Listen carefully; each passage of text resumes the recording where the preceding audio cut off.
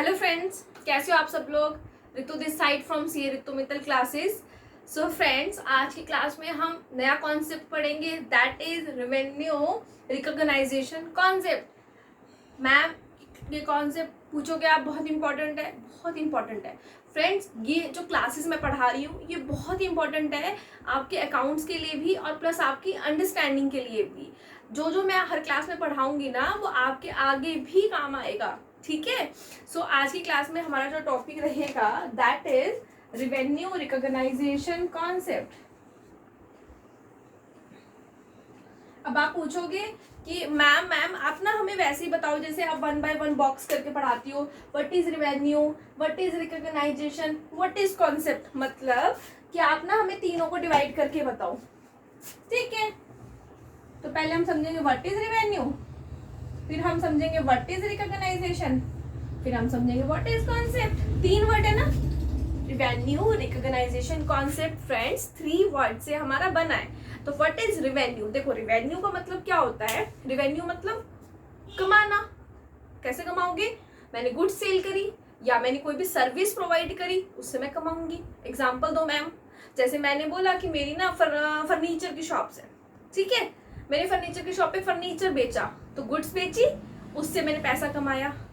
अच्छा, ये तो सेल्स ऑफ गुड हो गया मैम। और सर्विस मतलब जैसे मैंने बोला मैं डॉक्टर हूँ और डॉक्टर की शॉप पे क्या होता है, पेशेंट्स आते हैं, डॉक्टर से सर्विस लेते हैं, डॉक्टर उसकी कंसल्टेंसी चार्ज करता है। इट मीन्स रिवेन्यू का मतलब क्या होता है, जब हम कोई भी गुड्स सेल करते हैं या फिर हम कोई भी सर्विस प्रोवाइड करते हैं, उसको प्रोवाइड करने से हम जो भी कमाते हैं फ्रेंड्स उसे हम क्या बोलते हैं, रिवेन्यू। सिंपल। अच्छा, इस पॉइंट से ही, रिवेन्यू से ही फर्स्ट पॉइंट समझा देती हूँ मैंने क्या लिखा है। रिवेन्यू इज अर्न मतलब कमाना बाय सेल्स ऑफ गुड और बाय प्रोवाइडिंग ऑफ सर्विस। तो हमारा यहीं से ये फर्स्ट पॉइंट कंप्लीट हो गया, सेल्स ऑफ गुड और बाय प्रोवाइडिंग ऑफ सर्विस। इसमें एग्जांपल आप लिख सकते हो ऊपर, जैसे मैंने डॉक्टर का एग्जांपल लिया, इसमें आप लिख सकते हो जैसे मैंने फर्नीचर का एग्जांपल लिया, ठीक है। अच्छा मैम, आपने तो बहुत अच्छे से समझा दिया कि रिवेन्यू क्या होता है। अब आप हमें ये समझाओ रिकॉग्नाइजेशन क्या होता है। मैंने फर्स्ट पॉइंट क्लियर किया, अब हम पढ़ते हैं व्हाट इज रिकॉग्नाइजेशन। अब रिकॉग्नाइज का मतलब ये होता है फ्रेंड्स कि हम ना अपनी बुक्स में ना कब दिखाएंगे, जब हमें रिवेन्यू हो जाएगी हम तब दिखाएंगे। हम कब दिखाएंगे, हमें रिकॉग्नाइजेशन का मतलब बताओ। ओके, तो देखो अब रिकॉग्नाइजेशन के लिए मैंने छोटा सा एग्जांपल लिया है यहाँ पे। आपको एक बात हमेशा याद रखनी है, जैसे सपोज मैं एक सेलर हूँ, ठीक है। मैं एक सेलर हूँ। किसकी सेलर हूँ, मैंने एक फर्नीचर की मेरी शॉप है, दुकान है। मेरी दुकान पे ना एक बंदा आता है सपोज 1 अप्रैल को, और वो मुझे कहता है कि मैम मेरे को ना आपसे फर्नीचर लेना है। मैंने कहा ले लो, आप ही लोगों के लिए तो है। तो उसके बाद ना 1 को वो आता है और मैंने सपोज उसको 20 तारीख को फर्नीचर उसके पास भिजवा दिया, मतलब अपनी शॉप से निकाला, ठीक है, ट्रांसपोर्ट कर दिया, अब उसके पास पहुंच जाएगा। और उसने मुझे पेमेंट दी अगले महीने 1 मई को। एग्जाम्पल से दिखाती हूँ, लेट्स सी। मशीनरी, जैसे मैंने यहाँ पे फर्नीचर का एग्जाम्पल लिया, ऐसी मशीनरी मान लो, एक मशीनरी का मेरे पास ऑर्डर आया 1 अप्रैल को, मैंने गुड सप्लाई करी 20 अप्रैल को और पेमेंट मुझे कब मिली, 1 मई को। तो अब आप मेरे को बोलोगे कि मैम मैं अपनी बुक्स में कब दिखाऊं अपनी रिवेन्यू को। आप तो ये बोलोगे ना जब पेमेंट आई, मैम पेमेंट 1 मई को आई, तो हम क्या 1 मई को दिखाएंगे, नहीं। हम कब दिखाएंगे, मैंने आपको पहले भी समझाया था कि बिजनेस में ना आपको कैश बेसिस नहीं फॉलो करना। हमने एक एक्रूवल कॉन्सेप्ट पढ़ा था ना, कि जैसे ही हमारी पेमेंट ड्यू हो जाती है, ड्यू कब हुई, ड्यू क्या होता है मैम, ड्यू ये होता है बच्चों कि जैसे ही गुड्स मैंने अपनी दुकान से निकाली, इसका मतलब वो मालिक कौन हो गया उसका, जिसके पास वो गुड्स जाएंगी। मेरे तो उसकी मालिक नहीं रही ना, क्योंकि मेरे पास अब वो गुड्स नहीं है। जब तक ये मार्कर मेरे पास है तब तक ये मार्कर मेरा है। जब ये मार्कर कोई और ले लेगा वो मार्कर उसका हो जाएगा। मतलब जब इसका मालिक इसका चेंज हो जाएगा तो उसी टाइम हम कहेंगे वो गुड्स उसकी हो गई। तो यहाँ पे हम सेकेंड पॉइंट पढ़ते हैं। पहले हम ये वाला समझ लेते हैं कि revenue is deem to be realised, मानी जाएगी। डी मतलब होता है मानना, लिख लो यहाँ पे, मानना। कि revenue is deemed to be realise, revenue मानी जाएगी कि हमें रियलाइज होगी है when the title of ownership of the goods have been transferred to the purchaser. मतलब जिसने गुड्स खरीदी है उसको उसका मालिकाना हक हमने दे दिया है, मतलब उसका ऑनरशिप राइट हमने कस्टमर को ट्रांसफर कर दिया है। तो इस एग्जांपल में हमने कब ट्रांसफर किया, जल्दी जल्दी बताओ मेरे को। 1 अप्रैल को। मैम अभी तो ऑर्डर आया था, अभी कहाँ किया आपने? 20 अप्रैल को जब मैंने गुड्स अपनी दुकान से निकाल दी, उसको ट्रांसपोर्टेशन में लदवा दिया, और पेमेंट कब आई? अगले महीने। तो मैम ये तो क्लियर है, ये भी नहीं हो सकता, और पेमेंट का भी कोई मतलब नहीं है, ये भी नहीं हो सकता। इट मीन्स हमारा करेक्ट आंसर क्या है? ये मतलब कि जिस दिन हमने गुड्स की ऑनरशिप ट्रांसफर कर दी, उस दिन हम अपनी बुक्स में रिवेन्यू रिकॉग्नाइज फ्रेंड्स कर लेंगे। फाइन।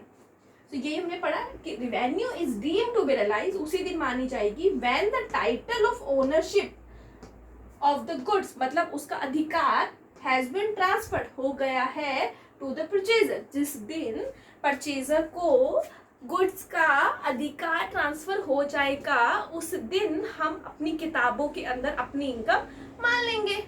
मैम बहुत अच्छा समझ आ गया हमको। तो आपने फिर लास्ट पॉइंट मैंने क्या लिखा? Revenue recognisation is not treated with the receipt of cash. मतलब कि वही कि हम रिवेन्यू को तब नहीं रिकॉग्नाइज करेंगे जब हमें कैश मिलेगा। हम कब करेंगे?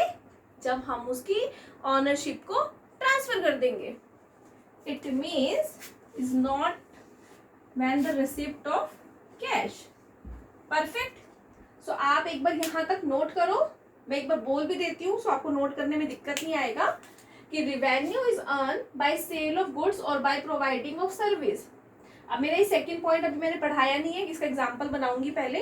फिर मैंने लिखा है revenue is deemed to be realised when the title of ownership of the goods has been transferred to the purchaser. और लास्ट पॉइंट मैंने लिखा है revenue recognise is not related with the receipt of cash. Fine ma'am. और example इसका ये रहा, इन दोनों points का। सो आप एक बार इसे नोट कर लो।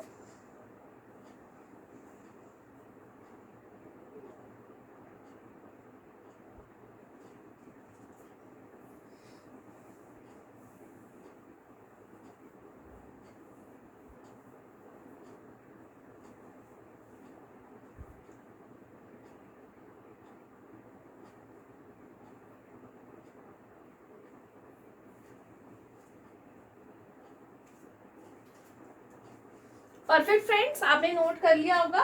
सो अब एक बार इसके लिए हम लोग एक एग्जांपल लेते हैं। सो मैं ये एक बार रब कर रही हूँ रिमेनिंग हिस्सा आपका।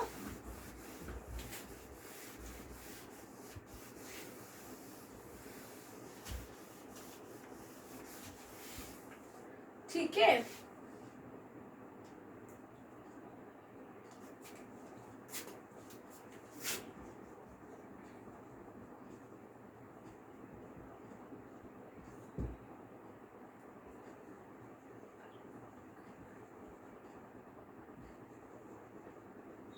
ठीक है, ये हमारा एक कॉन्सेप्ट रह गया था, एक पॉइंट कि टाइम और the particular period in which revenue realised, कि ऐसे कौन सी ट्रांजैक्शंस हैं जो हमारे टाइम पीरियड पे डिपेंड होंगी। मैम एग्जांपल लेते हैं। एग्जांपल है जैसे कि रेंट।